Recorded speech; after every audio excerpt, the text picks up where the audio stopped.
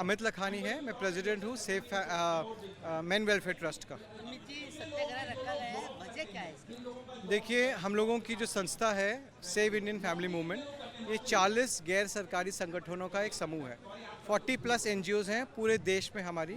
हम लोग एक हेल्पलाइन चलाते हैं जो कि एकमात्र हेल्पलाइन है फॉर मैन इन डिस्ट्रेस। सरकार की तरफ से और कोई ऐसी हेल्पलाइन नहीं है जो कि पूरे देशव्यापी हेल्पलाइन हो जो पुरुषों के लिए हो।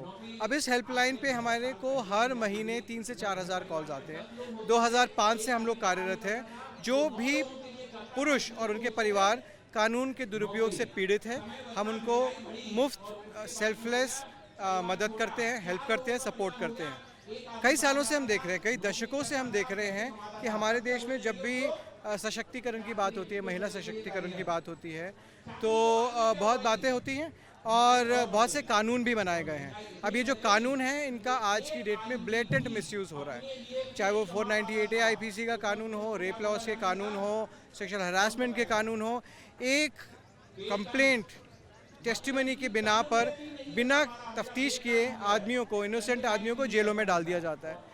उसके बाद उनकी कोई सुनवाई नहीं है, बेल नहीं होती महीनों तक, और दहेज के झूठे केसों में तो पूरे पूरे परिवारों को जेलों में डाल दिया जाता है। तो आज आप देखिए कि जो पुरुष है, जो इनोसेंट आदमी है, सालों साल कोर्ट कचहरी के धक्के खाता है, उसकी नौकरी चली जाती है, उसका मान सम्मान चला जाता है, पैसा चला जाता है, प्रतिष्ठा चली जाती है, और बाद में पता लगता है कि झूठा केस था। उसके बाद उसके लिए कोई रिड्रेसल नहीं है। कोई हमारे देश में पुरुष आयोग, राष्ट्रीय पुरुष आयोग जैसा या कोई भी ऐसा सरकारी संस्था नहीं है जहाँ पर एक आदमी जाके अपनी कंप्लेंट दायर कर सके। ठीक है, विक्टिम कोई भी हो सकता है, चाहे महिला हो चाहे पुरुष हो, विक्टिम कोई भी हो सकता है। जब एक महिला विक्टिम होती है तो तमाम कानून हैं। ठीक है, महिला आयोग है, कोर्ट्स हैं जो कि काफ़ी प्रो वुमेन है, और हमारे यहाँ हर डिस्ट्रिक्ट में women police station, women desk बने हुए हैं। जब एक पुरुष घरेलू हिंसा का शिकार होता है, जब एक पुरुष स्पाउसल क्रूरल्टी का शिकार होता है, जब एक पुरुष सेक्सुअल हरासमेंट का शिकार होता है, ना उसके पास कोई कानून है, ना उसके पास कोई आयोग है, तो ऐसे में पुरुष हताश हो रहे हैं। और हम देख रहे हैं कि हर साल 1,20,000 पुरुष भारत में आत्महत्याएं कर रहे हैं, और इन आत्महत्याओं की जो सबसे बड़ी वजह है वो है घरेलू वाद विवाद, वो है डोमेस्टिक इश्यूज़। और अभी हाल ही में हमने देखा कि बहुत ही मेन स्ट्रीम में आया था किस तरह अतुल सुभाष ने सुसाइड किया, किस तरह से उसको प्रताड़ित कर दिया गया था।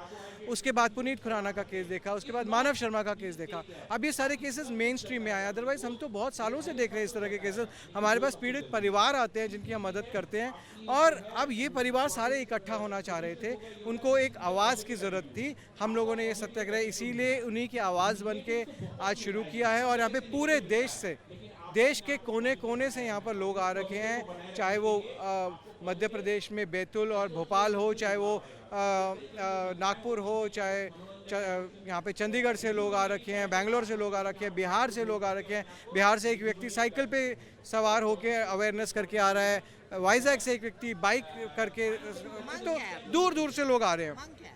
मांग ये है कि देखिए, हम बराबरी की बात करते हैं, इक्वालिटी की बात करते हैं। हमारा जो कॉन्स्टिट्यूशन है आर्टिकल 14 में बोलता है इक्वालिटी बिफोर लॉ, समानता होनी चाहिए, इक्वल प्रोटेक्शन फ्रॉम लॉ। लेकिन हमारे कानून तो इक्वल प्रोटेक्शन देते नहीं है, हमारे कानून तो जेंडर बायस्ड है। हमारी मांग है कि कानूनों को लिंक तटस्थ, यानी कि जेंडर न्यूट्रल किया जाए। दूसरे देशों के कानून जो है जेंडर न्यूट्रल है, चाहे पुरुष हो, चाहे महिला हो, चाहे कोई जेंडर हो, वो सबके लिए बराबर है। दूसरी मांग ये है, कानून के दुरुपयोग पे कड़े प्रावधान होने चाहिए। ठीक है, कोई भी कानून का दुरुपयोग करता है तो कड़ी सज़ा उसी सेक्शन के अंदर होनी चाहिए, कि कोई डेटरेंट हो, कोई रोक हो कानून का दुरुपयोग करने के लिए। आज तो कोई भी जाता है थाने में और जाके एक झूठी कंप्लेंट करवाई, और जो आदमी है वो सालों साल कोर्ट कचहरी में। तीसरी डिमांड ये है कि जब परिवार टूट रहे हैं इतने, हम देख रहे हैं कि जो बच्चे हैं वो अपने पिता से अलग हो जाते हैं। शेयर्ड पेरेंटिंग का कानून लाया जाए, जिससे बच्चा जो है माता और पिता दोनों का प्यार पा सके।